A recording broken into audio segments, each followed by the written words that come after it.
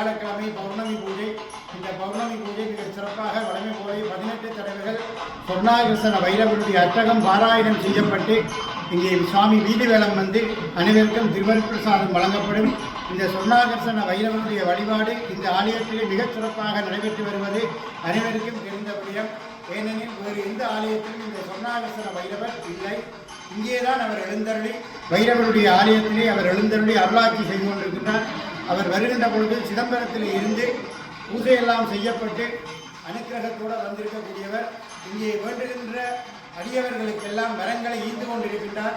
கஷ்டமண்டு வருகின்றவர்களுக்கு நிச்சயமாக 21 நாளிலே அந்த கஷ்டங்கள் நீங்கி அவர்கள் செல்வ செழிப்போடு வாழ்வதற்கு இந்த 9 பௌர்ணமி விரத பூஜை அது பலன் அளிக்கின்றது. இதை கைமேல் பலனாக கண்டு உண்மை அறிந்த பல அடியார்கள் இங்கே வந்து செல்கின்றார்கள்.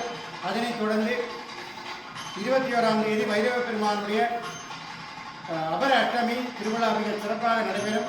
வைரவ பெருமானுடைய 64 நிறுத்தங்களுக்கும் 64 கலசங்கள் இங்கே வைக்கப்பட்டு ஆவாகனம் செய்து ஜபம் தவம் ஹோமம் ஆகியவற்றுடன் சுவாமி வீதிவேலம் வந்து அந்த அபிஷேக ஆராதனைகளை தொடர்ந்து அன்றைய தினமும் சிறப்பாக பூஜைகள் நடைபெற இருக்கின்றது. அதனைத் தொடர்ந்து 29ஆம் தேதி சனிப்பெயர்ச்சி மகாயாகம் இந்த ஆலயத்திலே நடைபெறுகின்றது.